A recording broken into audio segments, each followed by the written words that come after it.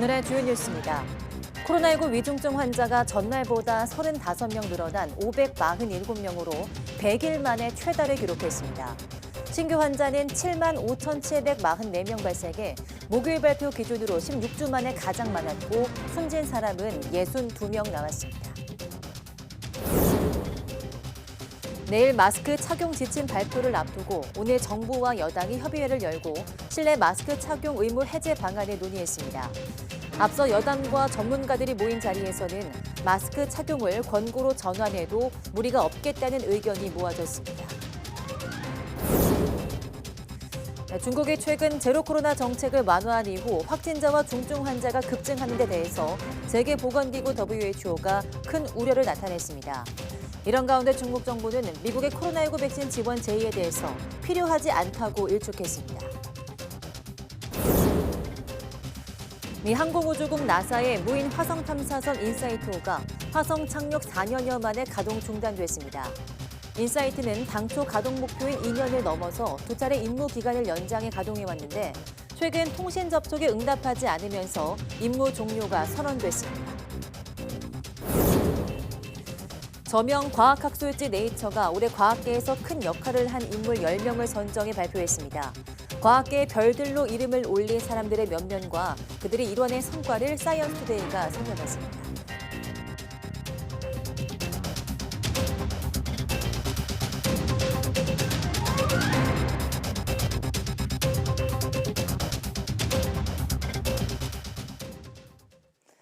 네, 여러분 안녕하십니까? 12월 22일 사이언스 투데이 시작합니다. 오늘 0시 기준 코로나19 신규 환자는 7만 5,744명으로 집계됐습니다. 일주일 전보다 5천여 명, 2주 전보다 만여 명 많은 것으로 목요일 발표 기준으로는 지난 9월 1일 이후 16주 만에 최다 기록입니다. 위중증 환자도 여전히 많이 나오고 있습니다. 오늘 발표된 위중증 환자는 547명으로 지난 9월 13일 이후 100일 만에 최다를 기록했고 최근 닷새 연속 500명대를 이어가고 있습니다. 사망자는 62명으로 누적 사망자는 3만 1,611명입니다. 네, 정부와 여당이 오늘 당정협의회를 열고 실내 마스크 착용 의무 해제 방안을 논의했습니다. 오늘 회의에는 국민의힘 당 지도부와 함께 보건복지부와 질병관리청의 수장들이 참석했습니다. 정부는 당정협의 결과를 바탕으로 내일 중대본회의에서 마스크 착용 지침에 관한 세부 내용을 발표할 예정입니다.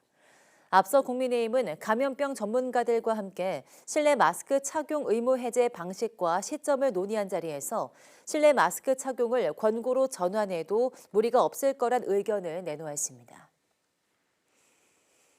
네, 중국이 최근 방역 정책을 완화한 이후 코로나19 환자가 급증 추세를 보이는 데 대해서 세계보건기구 WHO가 크게 우려했습니다. 중국 정부는 미국이 코로나19 백신 지원 의향을 보인 데 대해서 필요하지 않다며 일축했습니다. 이종수 기자입니다.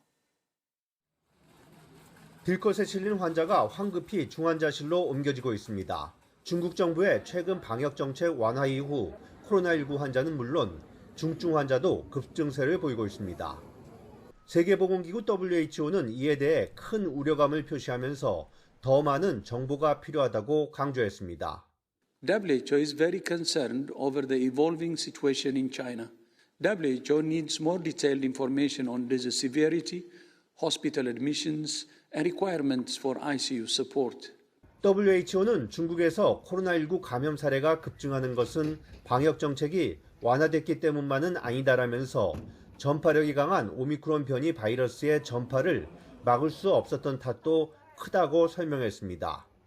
WHO는 중국 당국이 코로나19 사망자를 양성 판정 후 호흡 부전을 겪다 숨진 경우로 제한해 실제보다 매우 적게 나올 것이라며 사망자 집계 방식에 관한 의문점도 제기했습니다. So I wouldn't like to say that China are actively not telling us what's going on. I think they're behind the curve in what's actually happening. 라이언 팀장은 중국에서는 60세 이상 인구의 백신 접종률이 다른 국가들보다 낮은 편이고 중국산 백신의 감염 예방률이 50%에 그치는 점도 코로나19 확산의 요인 중 하나라고 부연했습니다. 그러면서 중국이 일선 의료기관의 백신 접종 역량을 최근 몇 주간 극적으로 늘렸지만 단기간에 충분한 접종을 할 수 있을지는 불분명하다고 언급했습니다.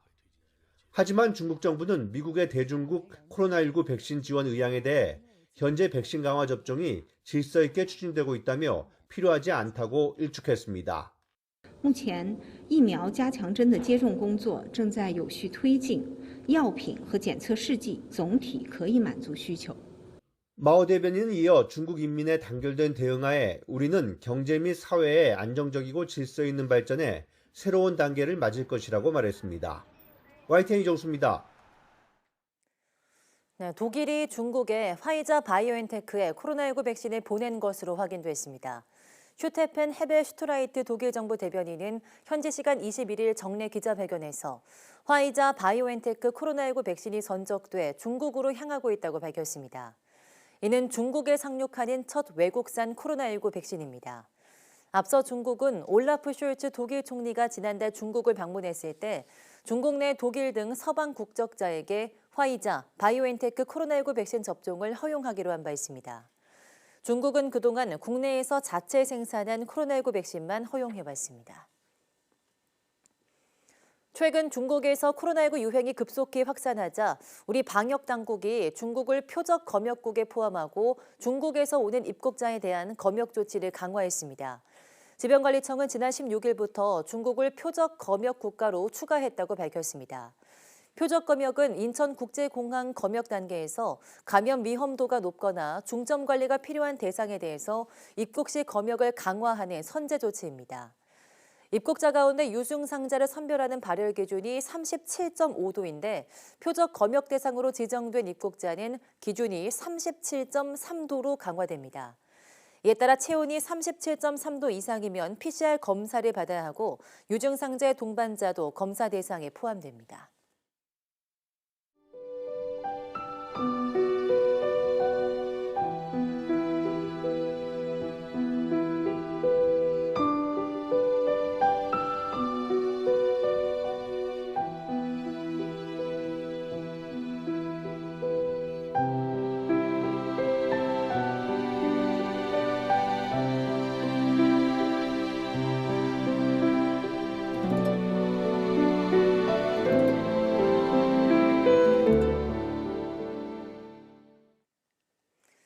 네, 눈으로 덮인 풍경을 잠시 보셨는데요. 북극 한파가 맹위를 떨칠 때는 날씨가 맑더니 추위가 풀리자 곳곳에 많은 눈이 내렸습니다.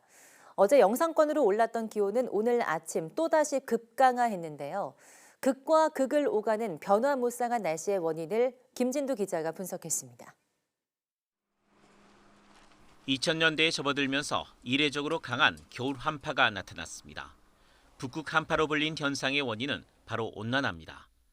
북극의 기온이 상승하자 극지방에 한기를 가두고 있던 극제트가 약해지면서 한기가 중위도까지 밀려 내려온 것입니다. 12월 시작부터 나타난 한파, 그리고 일주일째 이어진 두 번째 한파도 북극 한기가 원인이었습니다. 특히 확장한 한기 바로 오른쪽으로 상층 고기압이 강하게 저지선 역할을 하는 블로킹 현상이 나타나며 한파가 오래 이어지고 있습니다. 한기가 빠져나가지 못하고 계속 쌓이며 추위가 더 심해지고 길어지는 것입니다. 완전히 고기압으로 막혀 있고 우리나라 북쪽 고위도 지역에는 찬 공기를 동반한 전리저기압이 있기 때문에 계속해서 우리나라 쪽은 찬 공기가 유입되고 한파가 조금 누그러지면 눈구름이 내륙으로 들어오며 서울에도 많은 눈이 쏟아집니다. 반대로 한파가 심하면 서해안과 제주도에 폭설이 쏟아지지만 서울은 맑은 날씨를 보입니다. 다시 북극 한파가 시작되며 서울 하늘이 밤사이 맑게 개는 이유입니다. 기상청은 이번 휴일까지는 북극 한파와 블로킹 현상이 계속될 것으로 보고 있습니다. 이후 날씨는 유동적이지만 예년보다 이례적으로 추운 12월이 될 가능성이 커 보입니다. YTN 김민우입니다. 네, 이런 가운데 일본에서는 기록적인 폭설이 쏟아지면서 주민이 집 앞에서 눈에 파묻혀 숨지는 등 피해가 속출하고 있습니다. 이번 주말 다시 폭설과 한파가 찾아올 거란 예보가 나와서 복구에 시간이 걸릴 것으로 보입니다. 도쿄에서 이경아 특파원이 보도합니다. 한 치 앞을 구분하기 어려울 정도로 쏟아지는 눈. 도심에 출동한 구급차까지 옴짝달싹 못한 채 발이 묶였습니다. 동네 주변에 길을 내려고 삽을 들었지만 쉼없이 내리는 눈에 제자리 걸음입니다. 이틀간 기록적인 폭설이 내린 일본 니가타현 일부 지역은 어른 키를 훌쩍 넘길 만큼 눈이 쌓였습니다. 외곽 도로에는 눈에 갇힌 차들이 수십 킬로미터씩 늘어섰습니다. タイヤが浮いちゃってチェーンが効かないんです。 폭설로 인명피해도 잇따르고 있습니다. 이시카와현에서는 70대 주민이 집 앞에서 눈에 파묻힌 채 발견됐다 결국 숨졌습니다. 지붕에서 쏟아져 내린 눈에 깔린 것으로 보입니다. 한때 2만 가구 가까이 정전 피해가 발생하면서 추위를 피해 차 안에서 난방을 켠 채 머물다 사망하는 일도 이어졌습니다. 폭설 지역에는 철도와 도로 운행이 어려워 생필품 등의 운송 역시 차질을 빚고 있습니다. 一切入荷がなくて、で現在こんな状況です。こんなことが分かればね、もうちょっと前に買っておいたから。 눈은 잦아들었지만 이번 주말 다시 큰 눈이 예보돼 경계를 늦출 수 없는 상황입니다. 不要不急の外出を控える。やむを得ず外出する場合には、公共交通機関の運行停止や道路の通行止めなどの最新の交通情報を確認する。 일본 정부는 폭설 피해 지역에 자위대를 보내 제설 작업과 도로 정비 등을 지원하도록 했습니다. 도쿄에서 YTN 이경아입니다.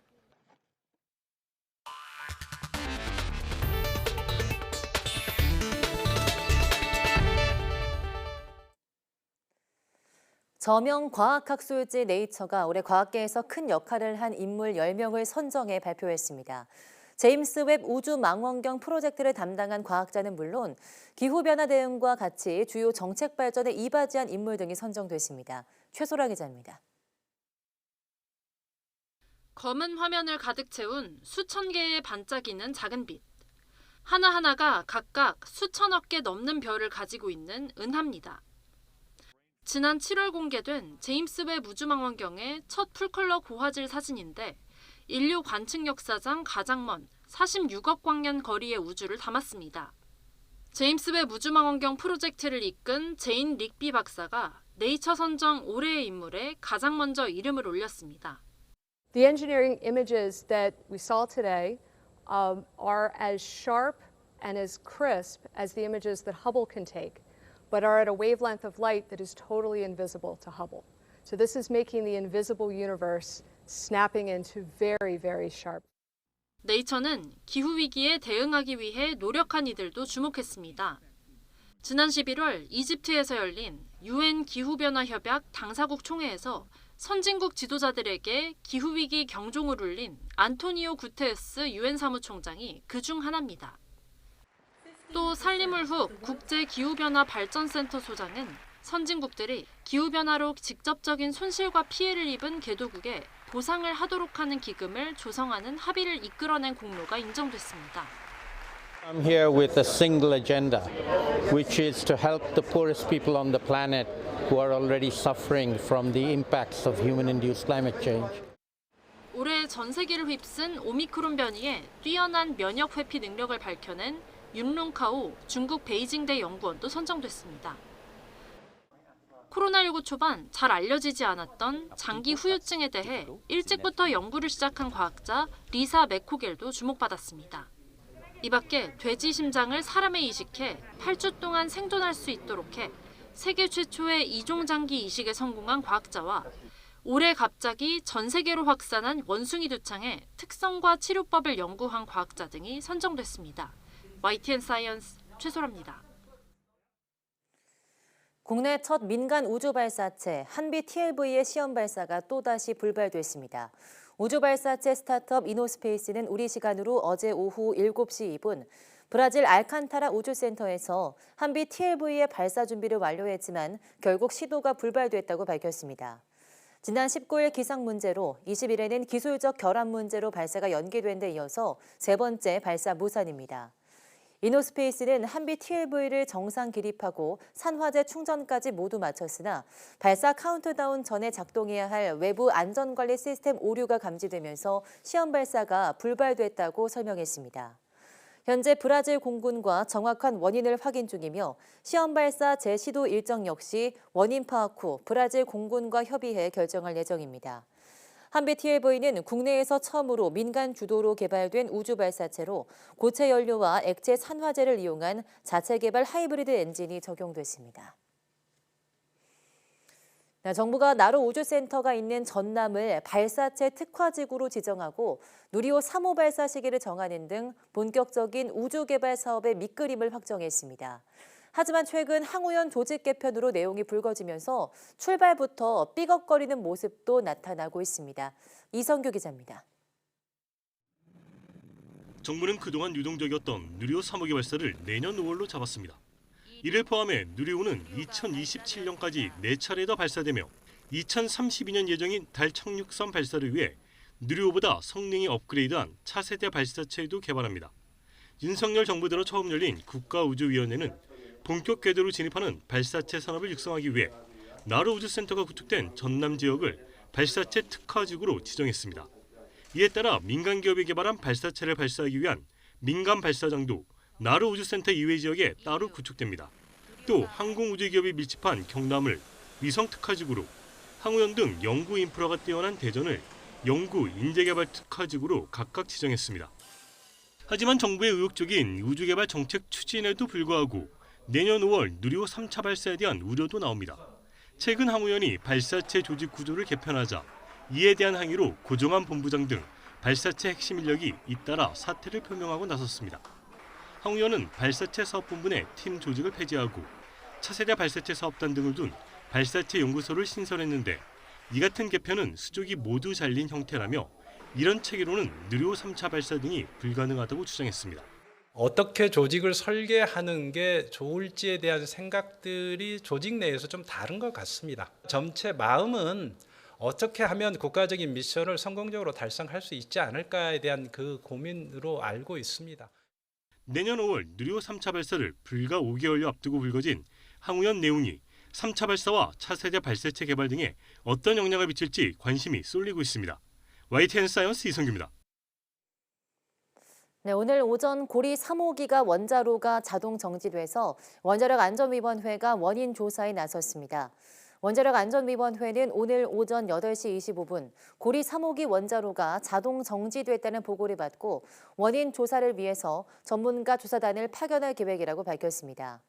정상 운전 중이던 고리 3호기는 터빈 발전기의 자동 정지에 의한 원자로 보호 신호가 발생해서 원자로가 자동 정지된 것으로 정확한 원인은 현재 파악 중입니다. 원단위는 현재 발전소는 안전 정지 상태를 유지하고 있으며 발전소 내 외부에 방사선 준위도 특이사항이 없다고 밝혔습니다. 또 자동 정지 원인을 자세히 조사하고 한수원의 재발 방지 대책을 철저히 검토할 계획이라고 덧붙였습니다.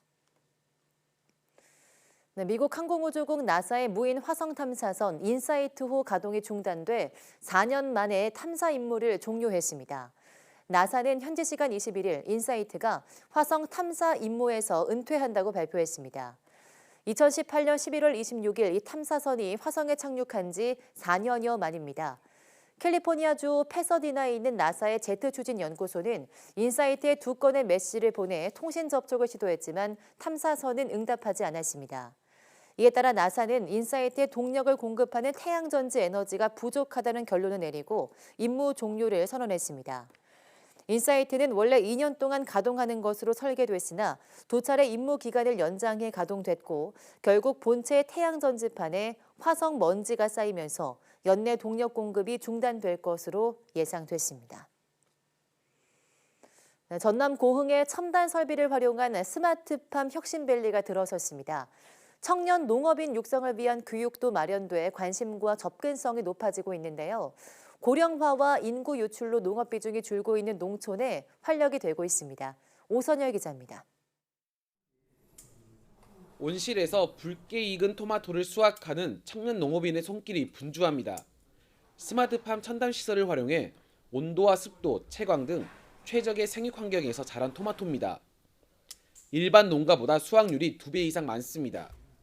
시설 자체는 전국에서 거의 최고 수준이고 일단 뭐 온도, 습도, 강량 조절하는 환경 제어를 통해서 작물이 어떻게 커져나가는지 자세히 볼 수 있어서 좋은 것 같습니다. 축구장 45개 면적 전남 고흥 스마트팜 혁신밸리엔 청년들을 위한 실습온실과 임대형 스마트팜 등이 마련됐습니다. 장목 재배 기술을 20개월간 수료하고 일부 실습생들에겐 3년간 임대온실에서 창업할 기회도 주어집니다. 있는 농장에 가가지고 제가 한 3년 동안 더욱더 토마토를 잘 기를 수 있는 경력을 쌓는 게 목표라고 생각합니다.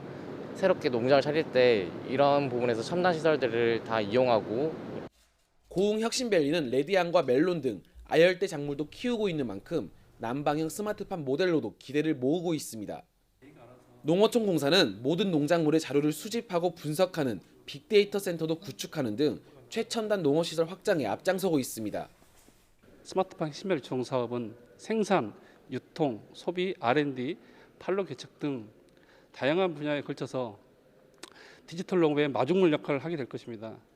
스마트 농업 및 연관 농산업 분야의 인프라 구축에 지대한 역할을 담당하게 될 것입니다. 올해 전국 농업인은 219만 명으로 10여 년 사이 100만 명 가까이 줄었습니다. 고흥 스마트팜 혁신밸리가 농업인구 감소와 기후변화 문제를 해소할 수 있는 미래 농업의 중심지로 주목받고 있습니다. YTN 오선열입니다. 네, 비타민C를 비롯해 다양한 영양 성분을 가진 감귤은 겨울철 대표적인 과일로 건강 유지에도 큰 도움이 됩니다. 최근 감귤을 활용한 다양한 가공 제품들이 속속 선보여 감귤 재배 농가의 또 다른 소득원이 되고 있습니다. 김학무 기자입니다. 껍질을 벗긴 감귤이 분쇄기로 가득 들어갑니다. 이 귤 과즙에 효모균을 넣어 커다란 탱크에 넣으면 발효가 시작됩니다. 발효 과정 다음은 숙성 과정. 참나무통에 담아 길게는 7년까지 지하에서 보관합니다. 숙성을 거쳐 나온 감귤주는 도수에 따라 세 종류의 제품으로 판매됩니다. 감귤향과 이 오크통 향이 배해서 마셔보면 참 독특한 향이 나오고 또 이제 부드럽습니다. 감귤의 향이 진한 화장품도 인기입니다. 비타민C 등 감귤의 영양 성분이 듬뿍 든 로션이나 피부 노화를 방지하는 패치 등이 대표적입니다. 이런 가공 제품은 크기가 너무 크거나 작아 상품성이 없거나 껍질이 변한 것을 활용하는데 성분은 똑같다는 게 장점입니다. 술이나 화장품이나 다 활용을 하고자 하는 게 감귤에 들어있는 플라보노이드 성분이거든요. 그리고 그 안에 들어있는 유용 성분들도 이제 같이 섭취가 가능하기 때문에 그런 쪽으로 용도를 많이 쓰고 있습니다. 건강 기능성 제품에 대한 수요가 늘면서 관련 연구가 활발해져 조만간 더 다양한 감귤 가공 제품이 선보일 예정입니다.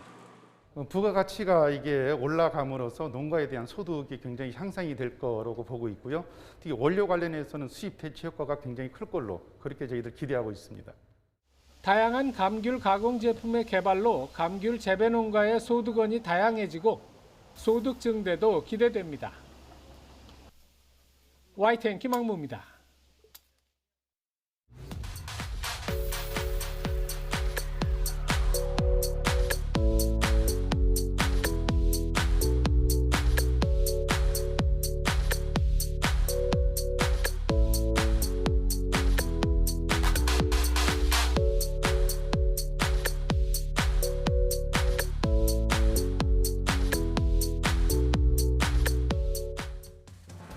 네, 에어컨 등에 쓰이는 냉매는 오존층 파괴의 주범으로 꼽힙니다. 그래서 많은 회사가 온난화 영향을 줄이는 냉방 장치를 내놓고 있지만 궁극적인 해법이 되지 못하고 있는데요. 오늘 오후 사이언스 투데이 과학의 달인에서는 냉방 없이 실내 온도를 낮출 수 있는 복사 냉각 필름을 개발한 경희대학교 전자공학과 이은규 교수와 함께 관련 내용 이야기 나눠보겠습니다. 많은 시청 바랍니다. 시청해주신 여러분 고맙습니다.